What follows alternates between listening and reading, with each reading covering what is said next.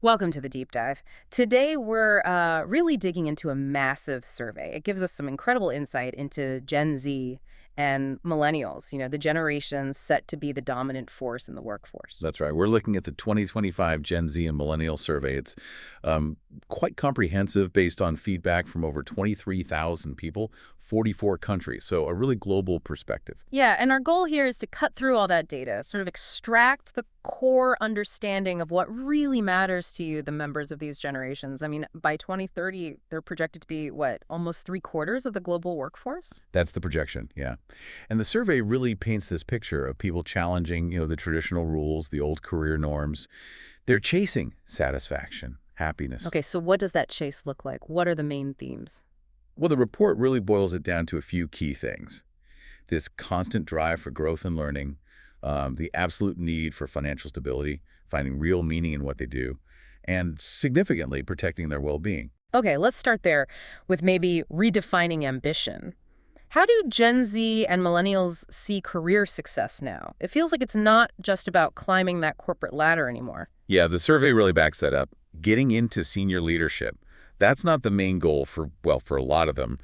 Actually, only about 6% of Gen Z said reaching a top leadership spot was their primary career aim. Wow, only 6%. That's pretty striking. It definitely raises questions for companies, about that future leadership pipeline. Exactly. So, if it's not necessarily the corner office, what is the big driver? What's the priority? Learning and development, that came through loud and clear. It's one of the top reasons Gen Z picked their current employer, right up there with work-life balance and chances to progress. And they're not just saying they value it, they're actively doing it right. The engagement levels are high. Oh, incredibly high. Yeah. The survey found 70% of Gen Z and 59% of millennials are developing skills every week or even more often. 70%. Yeah.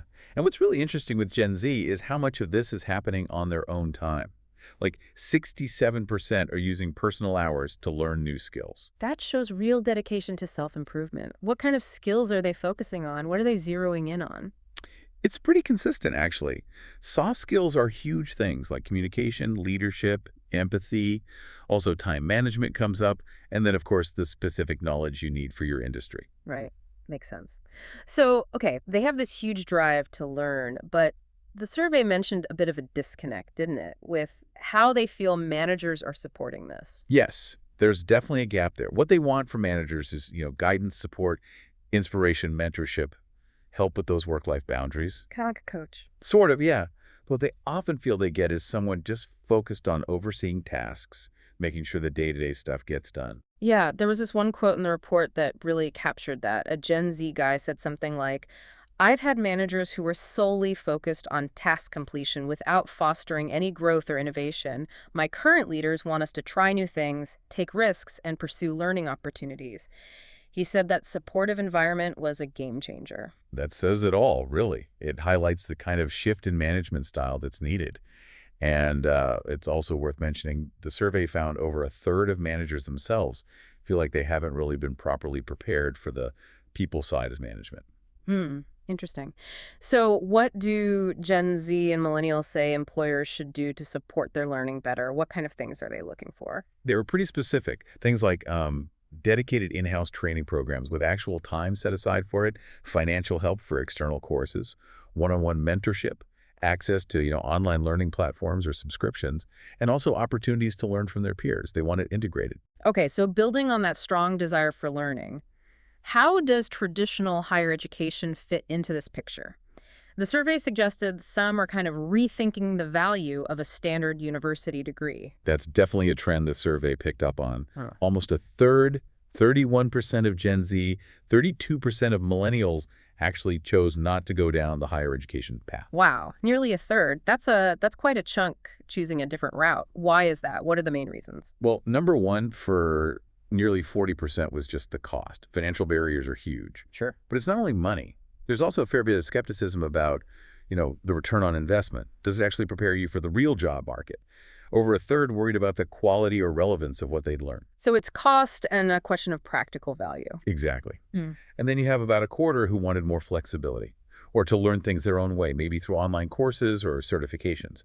Another quarter were aiming for careers like trades or vocational paths where a degree isn't the main requirement. And for Maybe 20%. It was just, you know, traditional academics weren't really their thing. Did this survey look at how things turned out for people on these different paths? Like comparing outcomes? It did, yeah.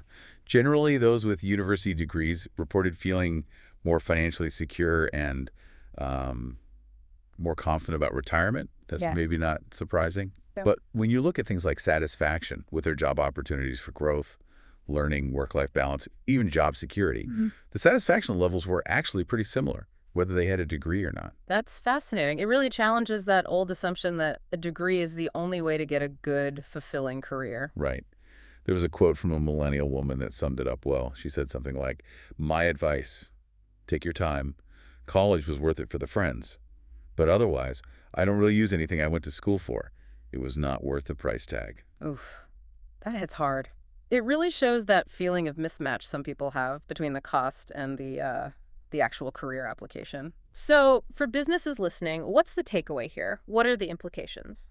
I think it suggests needing to look beyond just degree requirements when hiring. Yeah. You might be missing out on really talented, motivated people who learn skills differently. Maybe looking more at apprenticeships, skills-based hiring, partnering with different kinds of training providers. Okay, let's shift gears a bit. Technology, specifically Gen AI. Huge topic. How are Gen Z and millennials using generative AI at work? Well, they're definitely jumping in. The majority, 57% of Gen Z, 56% of millennials, are already using Gen AI pretty regularly in their jobs. Okay, so they're adopting it quickly. What kinds of things are they using it for? It's a real mix. Things like data analysis, helping draft content or emails, design tasks, project management support, even brainstorming strategy or creating training materials. Pretty diverse uses. And what are the benefits they're seeing or hoping to see? They see a lot of potential positives.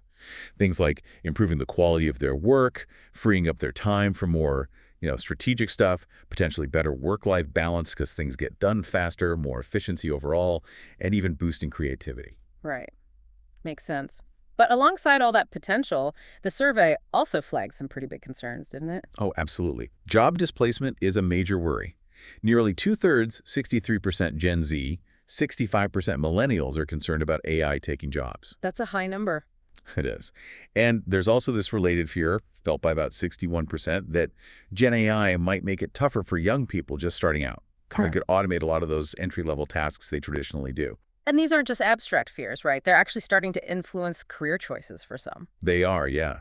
The survey found this anxiety is pushing some people to actively look into jobs they think are safer from AI disruption.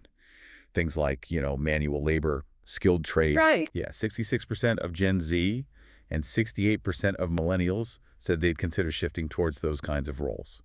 And that's a pretty significant jump from the previous year's survey. Wow. You can really feel the anxiety in some of the quotes, too. I remember one millennial guy just saying flat out, "My biggest concern is job displacement." Mm-hmm. And another one said something like, "Gen AI is a concern because I don't know if my profession will be relevant when I finish my degree."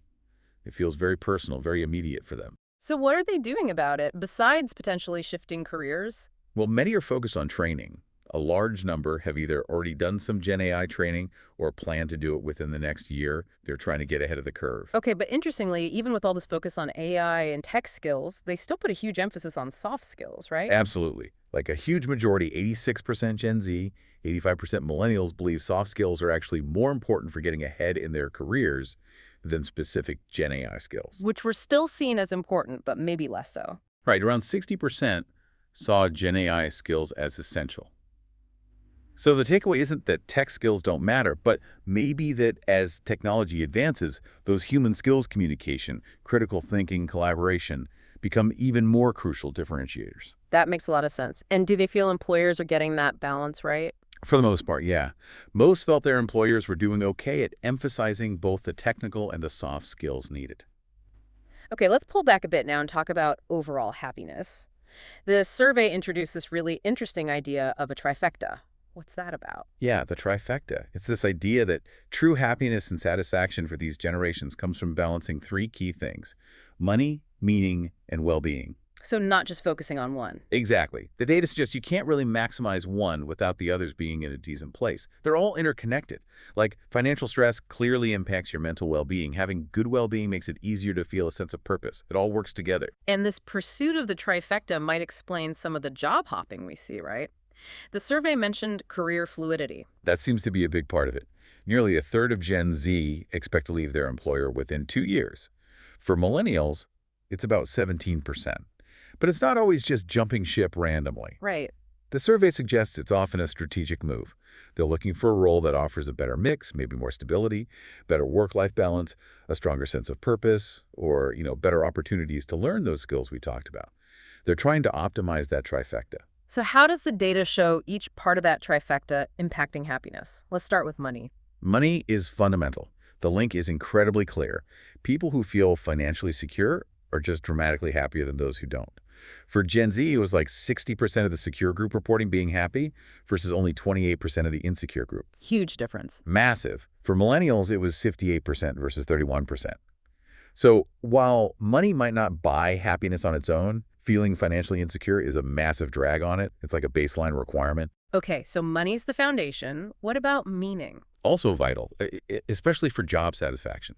Feeling like your work actually means something, that it aligns with the company's values, that you're making some kind of contribution that correlates very strongly with higher happiness levels. And well-being. Same story. Things like having leaders who support your mental health, having opportunities to grow, feeling like you have good work-life balance. Those all link directly to positive well-being, which then links to higher overall happiness. It really hammers home that employers need to think about all three. You can't just offer a high salary and ignore well-being, or vice versa. Precisely. There was a quote from a millennial woman that summed up the challenge. The trifecta is flexibility, pay, and interest in work. And it's very hard to get all three. Yeah, that captures it perfectly. Finding that sweet spot is the goal, but it's tough. Let's dive a bit deeper into that money piece then. The survey really emphasized the financial anxiety these generations are feeling. Yeah, it's a huge ongoing stressor.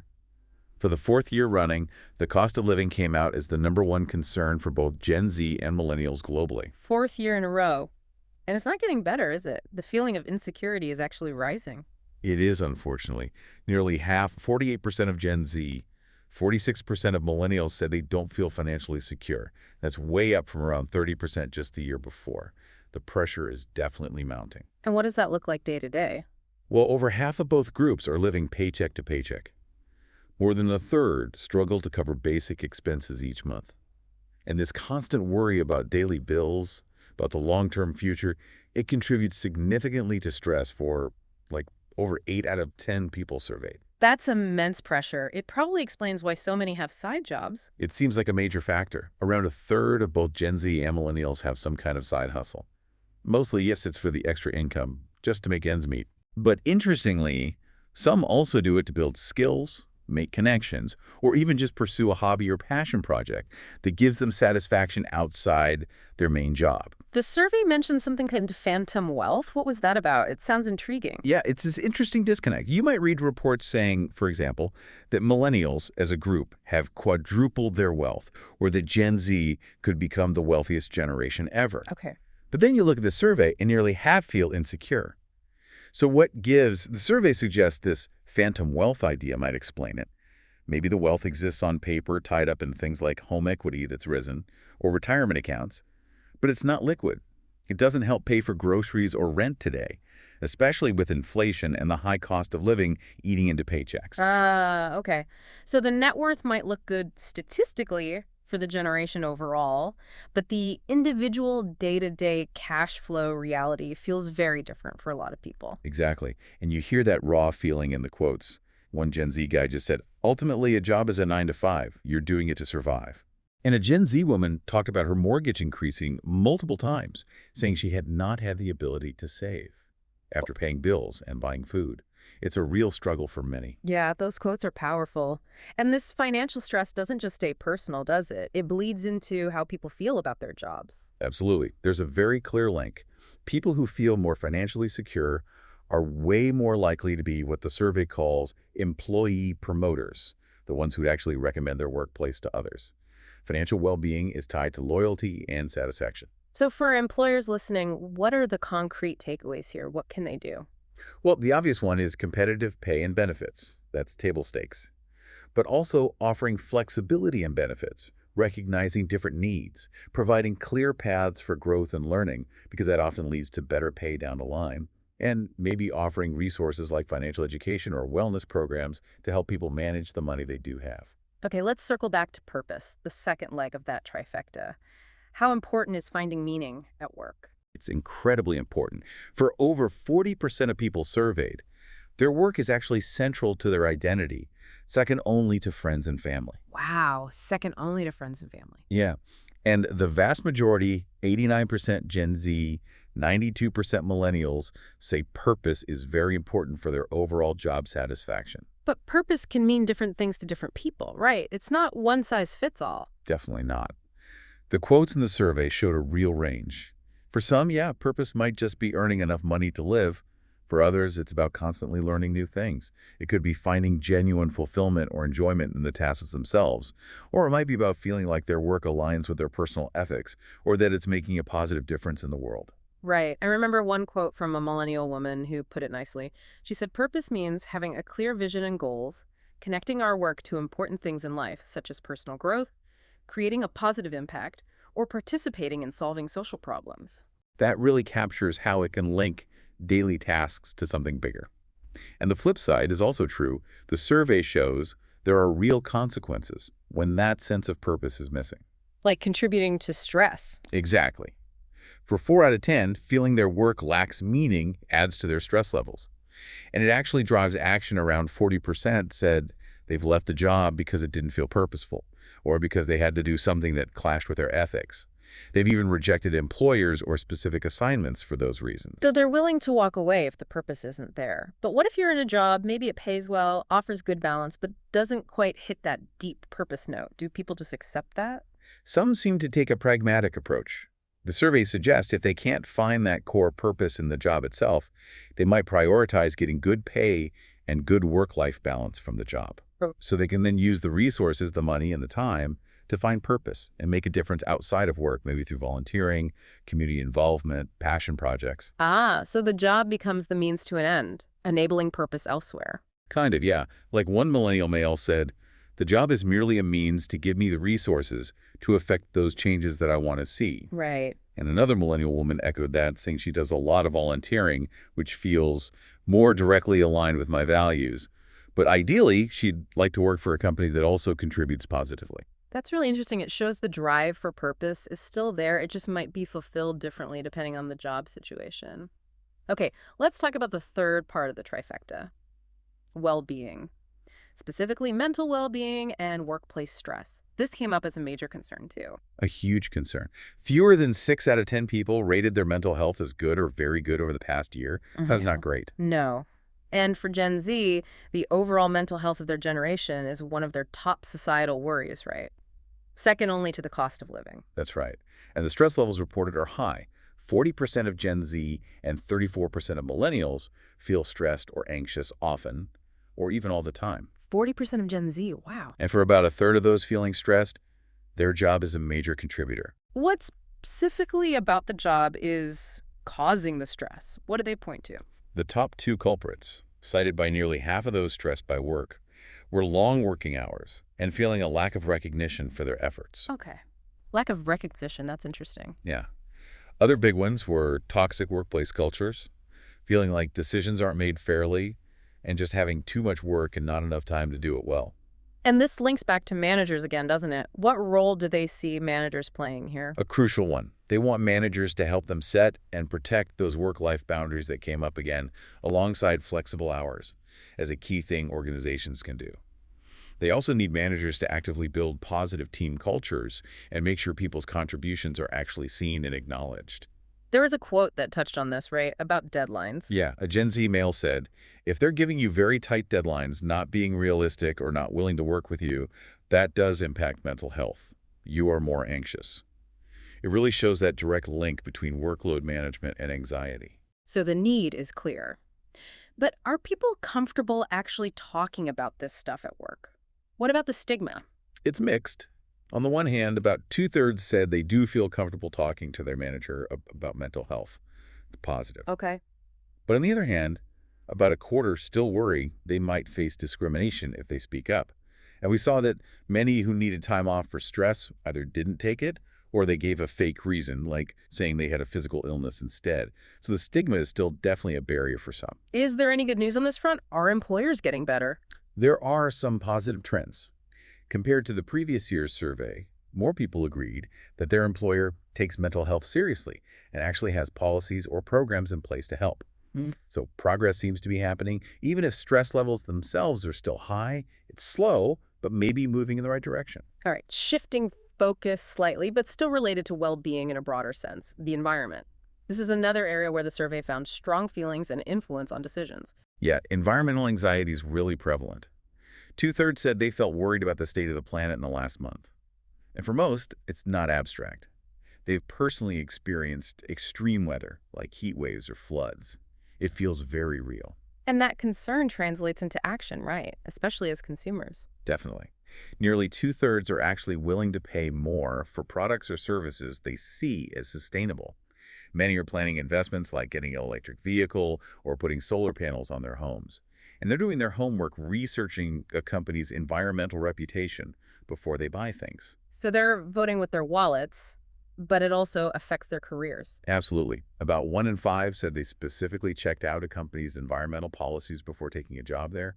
And 15% have actually switched jobs because of environmental concerns about their employer. 15% have left a job over it. That's significant. It is. And overall, 70% consider environmental credentials important when they're looking at potential employers. Is there also pressure coming from inside companies? Yes, the survey found that. Nearly half said they and their colleagues actively push their employers to do more on climate action and environmental protection. Now, the survey mentioned this interesting gap, like corporate confidence versus youth skepticism. What was that? Yeah, it's a pretty stark contrast. You have global business executives who are overwhelmingly optimistic, like 92% believe the world is taking adequate steps to protect the environment. Okay, very optimistic. But then you look at Gen Z and Millennials. Only about half, 50% Gen Z, 47% Millennials share that optimism. They tend to be more pessimistic. And a huge majority, 80% of them, believe businesses could and definitely should be doing more. So a real disconnect in perception there. They see businesses as having a bigger role to play. Seems like it. One Gen Z woman said something like, if more businesses take a stand, their voice is much more impactful. Right. Though another Gen Z guy also mentioned individual responsibility. Everyone should do common sense things like recycling, eat less meat. But the overall sense is they expect more from corporations. So for companies wanting to attract and keep this talent, what's the message on the environment? Well, meet that demand for genuinely sustainable options and make them affordable if possible. Yeah. But crucially, be really clear and transparent about what you're actually doing. Communicate your commitments, your progress. Authenticity matters here. It can be a real differentiator for attracting people. Okay, so we've covered a lot of ground, ambition, learning, EI, the trifecta, finances, purpose, well-being, the environment. To wrap things up, the survey looked at what really makes employees recommend their workplace, those employee promoters. Right, the most satisfied, most enthusiastic advocates for their company. And when you look at what sets them apart, it really reinforces all the things we've been talking about. So what were the biggest differences? Where were these promoters significantly happier than average? Okay, so they were much more satisfied with their opportunities to grow and learn. No surprise there. Right. They were significantly happier with their pay and benefits. Again, linking back to financial security. They reported much better work-life balance. They felt their work was more meaningful. They felt a stronger alignment between their own values and their employer's values. They felt more empowered, like they could actually drive change. And crucially, they strongly believed their employer genuinely cared about and supported employee mental health. Wow. So it really is that whole package, isn't it? It circles right back to learning, money, well-being, purpose, values, empowerment.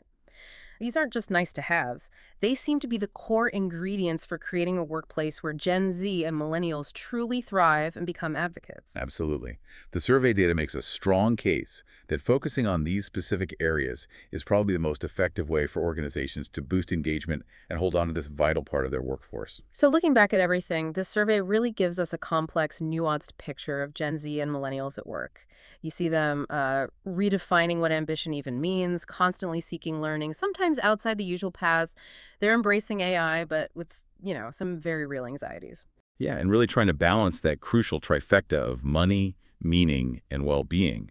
They're dealing with significant financial stress, searching hard for purpose, whether that's in their job or outside it. They're demanding better mental health support, and they're letting their environmental values guide their choices as both consumers and employees. And just to reiterate, everything we've discussed comes directly from the insights and data presented in this specific 2025 survey. Right. It's a snapshot based on what over 23,000 people told the researchers. So maybe the final thought for you, our listeners, is this. Given everything we've heard today, these deeply held priorities around learning, balance, purpose, well-being, finances, what does this survey really suggest about how fundamentally work itself and leadership and that whole employer-employee relationship needs to keep evolving? How do we genuinely meet the needs of this generation and the future workforce they represent?